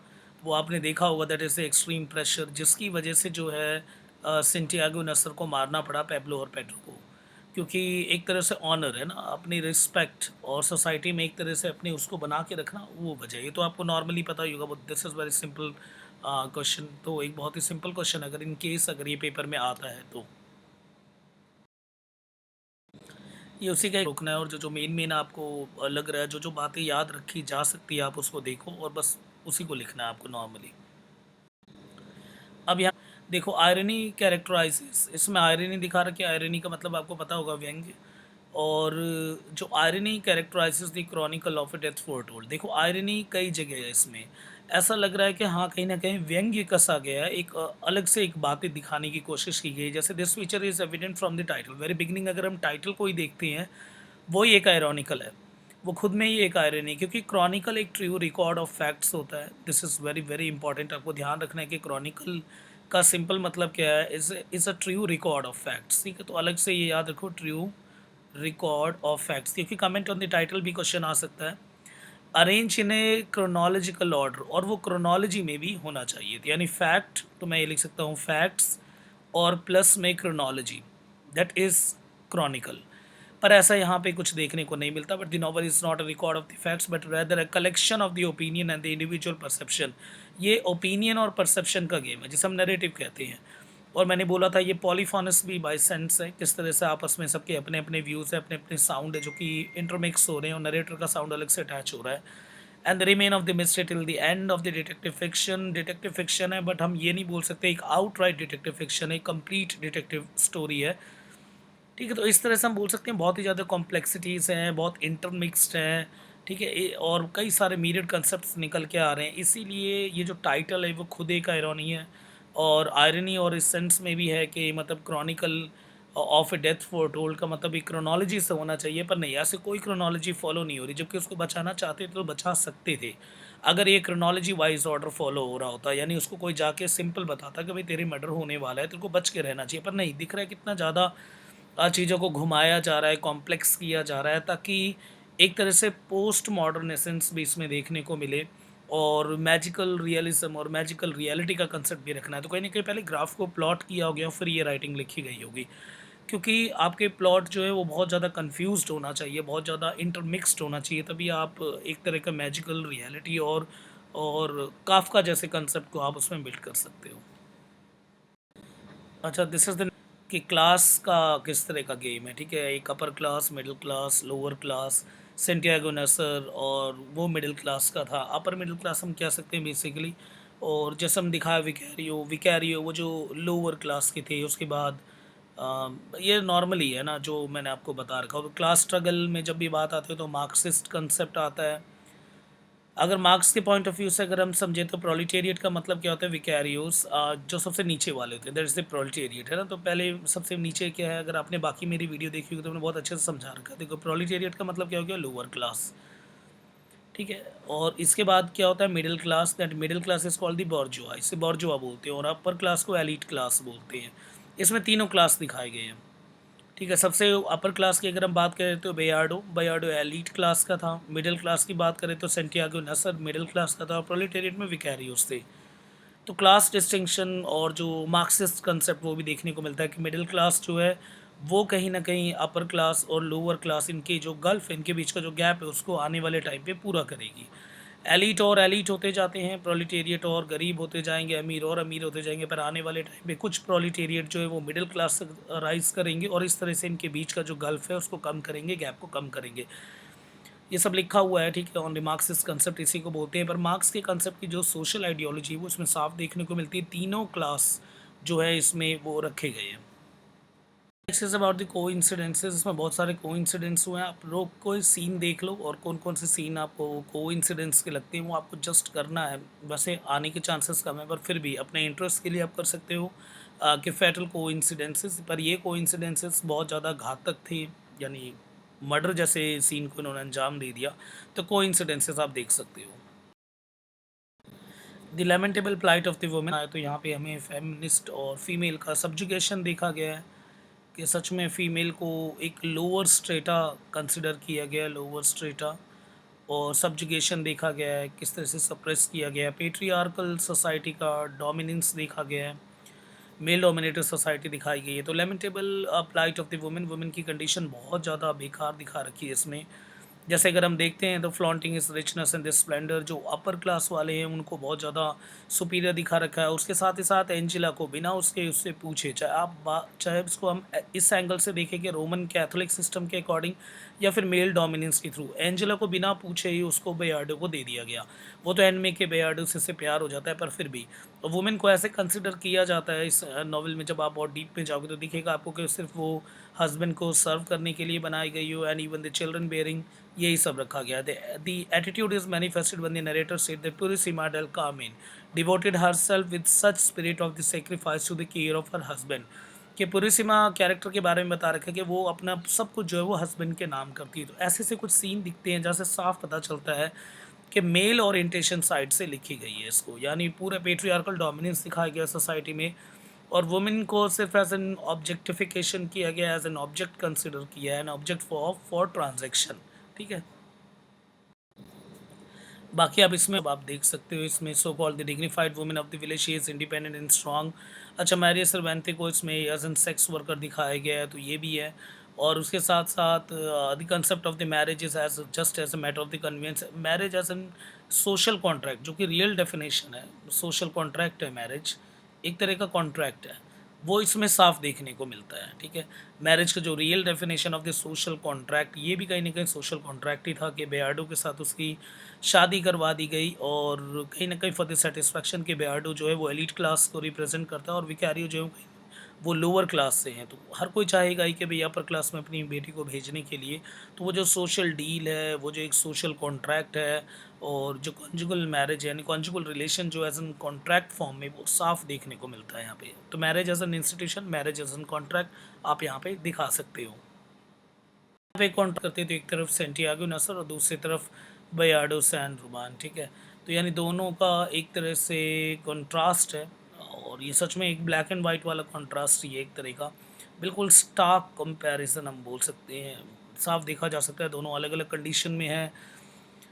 एक काफ़ी एलिगेंट गुड लुकिंग दिखाया गया, वहीं पे सेंटियागो नसर जो है वो उतना ज़्यादा अट्रैक्टिव नहीं है। सेंटियागो नसर जो है वो मिडिल क्लास है, वहीं से कहीं ना कहीं बेयार्डो जो है वो अपर क्लास का है। यानी एक बारी आप देख लेना, क्लास डिस्टिंक्शन के थ्रू भी आप लिख सकते हो, और कहीं लव के थ्रू भी, लव एंगल से भी आप लिख सकते हो। बस आपको एक बारी स्लाइड को रोकना है और फिर समझना है। कुछ फॉरनर के थ्रू, फॉरेन से आते हैं, यानी Santiago Nasar was dubbed as a foreigner along with the Bayardo. दोनों कहीं ना कहीं फॉरनर कंसिडर किए गए थे, क्योंकि दोनों बाहर से ही आके बसे थे। एक बार रोक के देखना है स्लाइड, बहुत सिंपल है, आपको समझ आ जाएगा, है ना। यहाँ पे भी बस रोको आप स्लाइड को और देखो।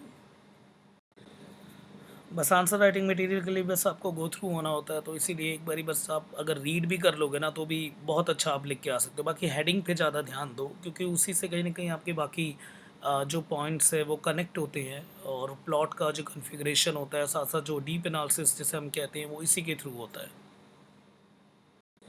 अच्छा, क्रॉनिकल बहुत सारे ग्लोबल इशू हैं यहाँ पे, मैरिज से लेके, जेंडर रोल से लेके, लव से लेके, और साथ ही साथ ऑनर से लेके, बहुत सारे मैं कह सकता हूँ ग्लोबल इशू, जो आज भी कंटेम्प्रेरी नॉवल भी है ये, बिल्कुल आज भी इस तरह के ही समाज में ये सब चीज़ देखी जा सकती है, और यही सब हो रहा है। अगर हम इसको देखते हैं, जैसे रेपिटेशन ऑफ द ऑनर से, जो आजकल भी चलता है, situational irony of love, love का यही एंगल आज भी होता है कि वर्जिनिटी अगर कोई लूज़ कर दे तो फीमेल, तो इस तरह से क्लेम हस्बैंड के द्वारा किए जाते हैं। ना जाने कितने फाइल्स हैं, और कितने रिकॉर्डेड स्टोरीज़ हैं, और कितने ज़्यादा ऐसे रिश्ते टूटे हैं। और women as an submissive weak consider की जाती है, कि डिसीजन होल्डर जो है और जो रिमोट हैंडलिंग है वो पूरे रिलेशन का वुमेन के पास ना जाके मेल के पास होता है। और ऐसी ही है जैसे कि जैसे यहाँ लिख रखा है, that's the machismo and the marianismo, the role of the man and the women respectively and in connection of the ones on in society. Read कर लेना ऑनर के रिगार्डिंग है। In the town there is a concept of the machismo as a man are expected to have aggressive behaviour, ठीक है, ये बहुत important है।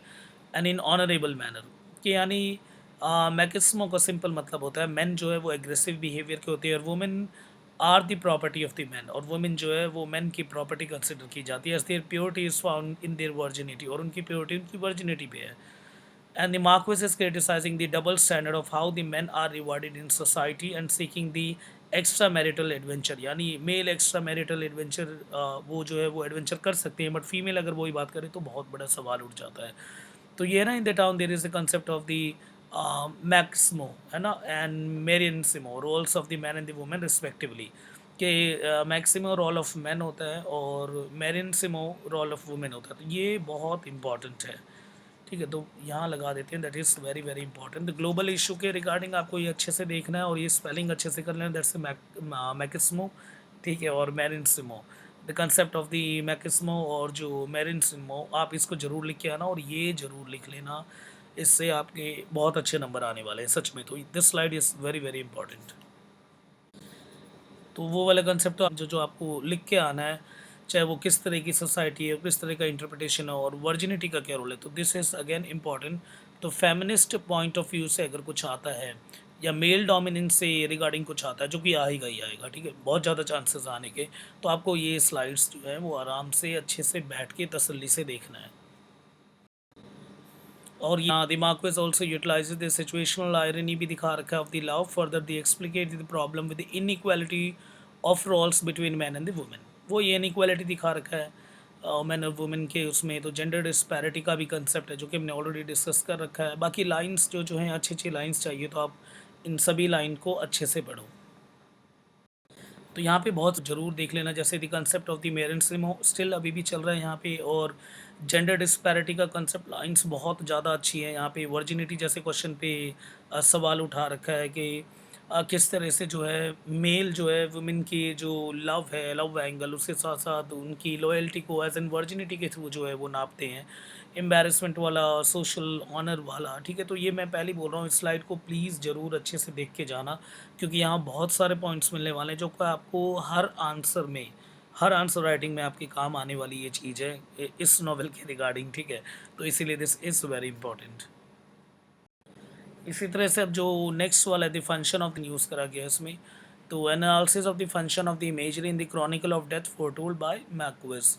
The novel chronicle of death foretold, ठीक है, is set in a Hispanic town of the Colombia, वो सब पता ही हमें। Santiago national murder is conducted by Vicario twins, already पता है। Imagery such as the predator and the prey or surreal imagery evokes a pejorative stab at the inhumanity that accept the honor seeking in society, where you find the male privilege and the obligation of machismo are normalized। पर बहुत प्यारी line है, पर tough भी है समझना, ठीक है। तो अगर आप इसमें कर सकते हैं तो अच्छी बात है। देखो, imagery such as the predator and the prey, साफ लग रहा है एक शिकार कर रहा है, दूसरे का शिकार हो रहा है, ठीक है, इस तरह का रिलेशन। और surreal image mean as of the surrealism. अच्छा, सरियलिज्म एज 1900 जो है हमें देखने को मिलती है 1940 और 30, और इसके रिगार्डिंग जैसे कि जो सरियल आया था, यानी ये वर्ल्ड वॉर का इम्पैक्ट था सरियलिज्म और सरियलिस्टिक आइडिया में, कि जब वर्ल्ड वॉर वन हुआ उसके बाद जो जिस तरह की इमेज क्रिएट हुई इंसानों की, और इंसान किस तरह से हो सकते हैं, तो दैट इज़ द सरियल।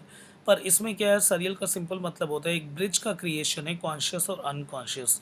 जो हमें दिख रहा है that is the conscious frame, unconscious जो दिमाग के अंदर चल रहा होता है उसके बीच में, दैट इज़ द ब्रिज। इसमें कुछ ऐसे आर्टिस्टिक कन्वेंशन होते हैं जो कि समथिंग न्यू और स्ट्रेंज को प्रेजेंट करते हैं, कुछ हट के। Work that is design to unsettle the audience, audience को अनसेटल किया जाता है इसमें, make them ask difficult question, कि वो बड़े बड़े क्वेश्चंस उठाएं। तो ये एग्जैक्ट एग्जांपल है सरियल का। और कई और सार भी है, जैसे कि मैड लव पढ़ा होगा अगर आपने, एंड्रे ब्रेटॉन का, नहीं पढ़ा तो छोड़ो, पर स्टिल सरियल इमेजरी इसमें that is the perfect example. और ये कहीं ना कहीं ये क्वेश्चन यही पूछ रहे हैं अबाउट द इमेजरी, और ये जो इमेजरी है is a surreal imagery. World war one के बाद आया, पहले तो आप ये लिख देना, सरियल का मतलब होता है that is unsettling, bizarre, absurd, कुछ ऐसी चीज़ जिसके मीनिंग को एग्जैक्ट क्लियर ना किया जाए, और वो इसमें दिखता भी है हमें कि बिल्कुल मीनिंग जो है एग्जैक्ट क्लियर नहीं हो रहा। तो एक चीज़ सरियल की डेफिनेशन कहीं न कहीं यही है, to mark by the intense irrational reality of a dream. तो मतलब बहुत अजीब सी चीज़ को प्रेज़ेंट करना। तो सरियल में जैसे कि एक स्ट्रेंज कोइंसिडेंस होना चाहिए और साथ ही साथ an event that one struggle to believe is actually happening, कि वो चीज़ सच में होने वाली, अनसेटलिंग एटीट्यूड होना चाहिए, that is the surreal imagery. तो जब इमेजरी का क्वेश्चन आए तो सरियल लिख के ज़रूर आना है। उसके साथ-साथ इनह्यूमैनिटी दिखाई गई है इसमें और मैकिस्मो फैक्टर भी दिखाया गया जो हमने ऑलरेडी डिस्कस कर लिया है। और के साथ hypocrisy is an apparent imagery depiction of the women, women को भी दिखा रखा है। उसके बाद brother were brought to be up to the men and the girls, वही सारी बातें लिख रखी है। तो बस आपको ये थोड़ा देख के चलना है कि इमेजरी कैसे-कैसे प्रेज़ेंट कर रखी है। पर मेन जो है मैंने बोला is about the surreal imagery, the age of the surrealism. और सरियलिज़्म, डैडाइज़्म, क्यूबिज़्म, ये सब कहीं न कहीं 1930s और 40s का टाइम पीरियड था, जिसका जो painting and art and aesthetics से आया, फिर उसके बाद वो लिटरेचर में आ गया। तो क्यूबिस्ट आइडियोलॉजी भी होता है, जैसे कि मान लो ये 2 डायमेंशन है, तो इसी को अगर थर्ड डायमेंशन में बनाए तो दिस इज़ द क्यूब। एक तीसरे डायमेंशन में लिखना, यानी first dimension, second dimension, third dimension में लिखना, दैट इज़ द क्यूबिज्म। और ये पेंटिंग से आया था, आर्ट एंड एस्थेटिक से आया, उसके बाद ये लिटरेचर में घुस गया। तो जो राइटर थे वो एक अलग वे से लिखने की कोशिश कर रहे थे, सब कुछ अलग दिखाने का, मतलब कुछ एक तीसरे तरह से दिखाने का, दैट इज़ द क्यूबिज्म। ऐसे ही सरियलिज्म, सरियलिज्म का मतलब है अनकॉन्शियस फ्रेम को आप प्रेजेंट कर रहे हो, अनकॉन्शियस और कॉन्शियस को कनेक्ट कर रहे हो, ऑडियंस को अनसेटल कर रहे हो, यानी उनकी चीज़ एब्जर्ड कर रहे हो, that is the surreal writing. और इसी तरह से इसी में आता है डेडाइज़म।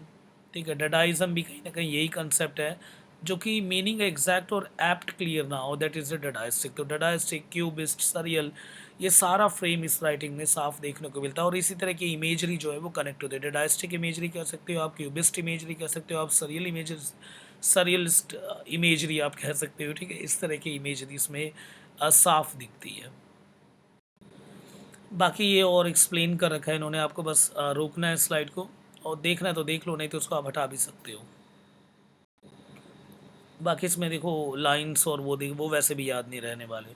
तो अगर एक दो लाइन अगर याद रहते हैं, डिस्टॉर्टेड इमेज, अनकॉन्शियस फ्रेम को प्रेजेंट करना, वो 30s और 40s का ज़माना और उसको आगे दिखाना, यानी 950, 60s, 70s में, that is the post modern writing के अंदर ये जो फ्रेम है ये बहुत ज़्यादा बिल्ड होने शुरू हो गए। क्योंकि आपको कहीं ना कहीं अब ह्यूमन की रियल कंडीशन दिख गई थी कि कोई ह्यूमन जो है वो the face of God on earth नहीं है। और ह्यूमैनिटी का किस तरह से डर्थ हो रहा था, that is the dearth of humanity. Yeah, that is the dearth, DEARTH, in the lack of humanity. dearth का मतलब कमी, ह्यूमैनिटी का जो लैक हो रहा है, जिस तरह से जो थियोसेंट्रिक, यानी हम मानते थे भगवान सब कुछ है, और होमोसेंट्रिक यानी ह्यूमन को कंसिडर करना, वो सारा जो है वो थीम कट गया और human as an animal present होने लगे। क्योंकि वर्ल्ड वॉर सेकेंड में आपने हिरोशिमा नागासाकी जैसे पे बहुत बड़े बड़े बम गिरा दिए, है ना। एटॉमिक बम गिराने की वजह से, जैसे नागासाकी 1945 और हिरोशिमा, इसके बाद सबको क्लियर हो गया कि जो ह्यूमंस है वो एनिमल से कम नहीं है। और डार्विन थ्योरी ने भी कदम रख दिया था 1859 में, the theory of natural selection, और किस तरह से the origin of the new species, कि हम सब एक तरह से फूड, सेक्स और मीट, यानी फूड, शेल्टर और मीट, यानी सेक्स, इन तीन चीज़ के लिए लड़ते हैं। तो एज एन एनिमल आ गया, तो प्रोस्टिट्यूशन ने भी कदम रख दिया उसके बाद।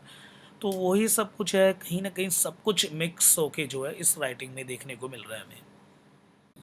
इसी तरह से तो यहाँ में दिखता है the codes of honour, honour के थ्रू आप खुद ही लिख सकते हो। ऑनर एक बहुत बड़ा गेम है, इसमें इज्जत, जिसके ऊपर ये पूरा है, तो उसको दोबारा पढ़ा की कोई ज़रूरत नहीं है। कॉन्ट्रेशन जो है ये थोड़ा वो है, आपको समझना है द मीनिंग ऑफ कॉन्ट्रेशन, है ना। सबसे पहले तो ये समझना है कॉन्ट्रेशन का मतलब क्या होता है। इट मीन दैट रिपेंटेंस, पछतावा। और किस कैरेक्टर को पछतावा होता है, लास्ट के हम देखते हैं उन दोनों को भी पछतावा, यानी बेयार्डो, बेयार्डो और एंजेला विकैरियो। एंजेला बहुत सारे लेटर बेयार्डो को लिखती है और बाद में बेयार्डो भी कहीं ना कहीं एंजेला से लव करने लग जाता है। तो उन्हें लगता है कि बेयार्डो को कि मैंने जो किया, वो एक रिपेंटेंस वाली जो फीलिंग है वो आनी शुरू हो जाती है। और सेंटियागो नसर को जो मारा गया और इतना ज़्यादा ओवर रिएक्ट किया गया, जो हाइपोक्रेट वो बनाया गया, तो वो सब रिपेंटेंस की थीम से कनेक्ट होती है। देखो, से भी आपको साफ पता चलती है। इवन द पैब्लो, पैब्लो भी कहीं न कहीं कन्फ्यूज़ था। अगर हम देखें पैब्लो और पेड्रो दोनों ट्विन्स हैं। जो ट्विन्स का कांसेप्ट है वो मैं आपको बता चुका हूँ बताया नहीं है तो मैंने अब बता देता हूँ।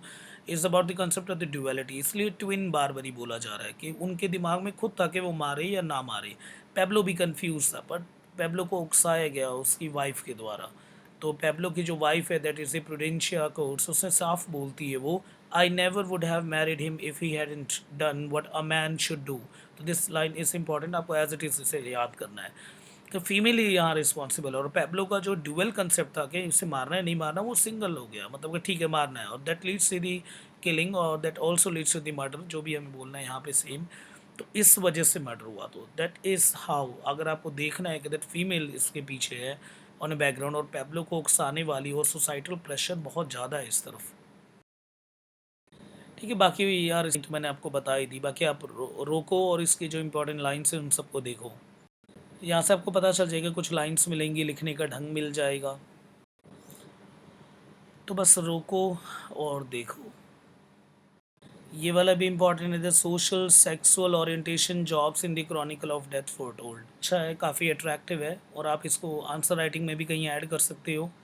और इसके साथ साथ जो अगर लिखना कैसे है, स्टार्टिंग की लाइन और इसे कंक्लूजन में भी ट्रैक किया जा सकता है। जैसे मार्क्वेस की जो नोवेला है chronicle of death foretold, various jobs of the people in this 1950s Latin American culture उसको दिखाती है। The name culprit of a youthful lady of the are is skill to spare the respect of the lady, के respect जैसा factor कितना बड़ा है, और उसको भी दिखाया। सोशल प्रेशर जो है उसको दिखाया। The man portrait the marquess relied upon to maintain the respect of the family, कि मेल का एक ही रोल होता है, to maintain the respect of the family. जब उसके ऊपर कोई बात आती है तो वो मर्डर तक कर सकता है। The marquess stresses the topic of the twins with the vicarious sibling to pass the duality theme। Dual theme को दिखाने के लिए ट्विन्स को यूज़ किया गया। The two fold a sided sense man is the way that there are two siblings, दो sibling है, yet like verse has a more profound importance. The young man have two different ways of the pondering the homicide. इनके दो views थे इस killing को लेके। From one point, they think executing Santiago is important to reclaim their family respect। एक point तो ये है, जो ट्विन ट्विन बार बार ही लिखा जा रहा है, ये विकारियो दोनों जुड़वा है, और भाई जिन्होंने पेड्रो और पैब्लो जिन्होंने मारा, और वो इसलिए यहाँ पे ट्विन कंसेप्ट को यूज़ किया गया ताकि दो पॉइंट को सेट किया जा सके। पहला पॉइंट ये है कि उसको मारना ज़रूरी है ताकि वो फैमिली की रिस्पेक्ट को रिक्लेम कर सके, और दूसरा है Vicario sibling would prefer truly not to kill Santiago, और दूसरा वो ये सोच रहे थे कि सेंटियागो को ना मारे। The gravity of this circumstances controlled by their social standard for all the intent, क्योंकि उनकी खुद की एक सोशल स्टैंडर्ड भी था। और होंगे आपसे जब आप अपनी बहन का बदला लोगे, तो ये ऑलरेडी बता रखा है कि हाँ पे ठीक है। तो उसके बाद in spite of their battle society pressure, उसके बाद सिस्टर की रिस्पेक्ट को लेके इतना सब कुछ जो है इसमें कंसेप्ट चल रहा है। बाकी तो आप नॉर्मली देख सकते हो, एक ही बात बार बार रिपीट हो रही है यहाँ पे। तो आप बस एक बार स्लाइड लगता है आपको, वैसे तो पेपर आपके आ ही गए 2-3 दिन बाद, पर स्टिल अगर कुछ लगता है तो आप नीचे कमेंट जरूर करो। और मुझे नहीं लगता कि अगर आप एक बार स्लाइड को रोक के अगर हल्का हल्का गो थ्रू भी हो जाते तो सब कुछ क्लियर हो जाएगा। ये सिर्फ आपके आंसर राइटिंग के लिए ऐड कर रखा है इतना मटेरियल, ठीक है। तो बस एक बार पढ़ना ज़रूर इसमें, ठीक है। जैसे इमेजरी में जो लाइन्स है, जैसे डी फ्लावर्ड जो लाइन है बहुत अच्छी लाइन है। Female as an flower consider की जा रही है, जो कि खुद एक सब्जुगेशन का पार्ट है, ठीक है। कि फ्लावर फूल की तरह नाजुक होना, दैट फीबल। तो फीमेल की जो इमेजरी एज एन फ्लावर से कनेक्ट है। फिर डी फ्लावर्ड का मतलब क्या है, उसी को ख़राब कर देना, यानी फ्लावर होते हैं सिर्फ दूसरों को खुशबू देने के लिए। तो यानी इस तरह से फीमेल को प्रेजेंट किया गया है, ठीक है। तो मैं सिंपल बता रहा हूँ, इसमें इसका कोई कनेक्शन नहीं है, बट स्टिल बता रहा हूँ कि चीज़ों को कैसे आपको देखना है, उनको समझना बहुत ज़रूरी है। एक एक वर्ड आपको क्लियर होना चाहिए। वो जो ट्विन्स है उनके डुअल कंसेप्ट क्या था, डुअलिटी को फिर एक सिंगल स्ट्रीक पे कौन लेके आया, यानी जो पैब्लो की जो लवर है वो उसने उसे क्या बोला, वो जो लाइन है वो आपको एज इट इज़ रटनी है। फिर टर्म डी फ्लावर्ड यूज़ किया गया है, तो फ्लावर एज एन इमेज किस चीज़ को प्रेजेंट करती है, फीबलनेस और फ्रिजाइल की कितने ज़्यादा कमज़ोर होता है कोई फूल। और लड़की को एज एन फ्लावर समझना, यही कहीं ना कहीं सब्जुकेशन और सप्रेशन का पार्ट है। तो as an subaltern point of view से भी डाला जा सकता है। और आपने बाकी मेरी वीडियोस देखी होगी अगर आप इस पे आए हो। सबाल्टन जो आउट ऑफ स्ट्रीम है, यानी जो मेन स्ट्रीम में नहीं है, जैसे पावरफुल जो रिस्पेक्ट मेल को मिलता है वैसा फीमेल को नहीं मिलता, तो उसी को सबाल्टन बोलते हैं। ग्रामची का टर्म था सबाल्टन, GRAM ये टर्म को लेके आए थे सबाल्टन का, और ये कंसेप्ट हो गया सबाल्टनिज्म, यानी वो सभी सब सबाल्टनिज्म, ठीक है, वो सभी जो मेन स्ट्रीम से बाहर हैं। तो यानी फीमेल को एज एन सबाल्टन कंसिडर किया जाता है, फ्रेजाइल, कमज़ोर समझा जाता है, और फीबल। इसीलिए यहाँ पे देखो कई सारे वो भी यूज़ करें, FEEBLE, ठीक है, इसलिए कई सारे वो भी यूज़ कर रखे हैं, जैसे फ्लावर यूज़ किया गया, उसके बाद डी फ्लावर किया गया है, ठीक है। तो ये सब कुछ दिखाती है, द कंसेप्ट ऑफ सबाल्टनिज्म को भी दिखाती है, और पोस्ट मॉडर्न जैसे राइटिंग में सबाल्टनिज्म जैसा कंसेप्ट आम है, ठीक है।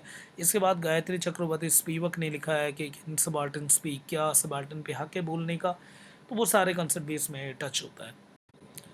एलिमेंट सेम है, अगर आप कंफ्यूज हो रहे हो तो मैजिकल रियलिज्म आप गूगल करो, ऐसे डालो मैजिकल रियलिज्म, और गूगल करके इसकी कंडीशंस निकाल लो, ठीक है।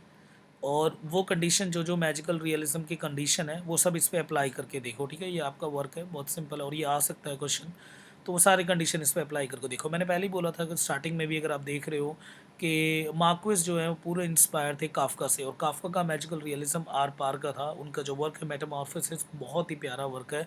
मैजिकल रियलिज्म का जो रियल कंसेप्ट है वहाँ देखने को मिलता है। इसके साथ साथ काफका उनसे बहुत इंस्पायर थे, तो मैजिकल रियलिटी वो लेके तो आए थे। और मैंने आपको पहले दूसरे तीसरे स्लाइड में भी, आई थिंक किसी स्लाइड में, मैजिकल रियलिज्म के बारे में बताया है, वो सभी उसकी कंडीशन है। अगर फिर भी अगर आप कंफ्यूज होते हो तो go for the Google magical realism in literature, condition for the magical realism in literature, वो सारे कंडीशंस आ जाएंगे, उनमें से जो जो कंडीशन इसमें मैच होते हैं आप वो सीन उठा लो और लिख दो,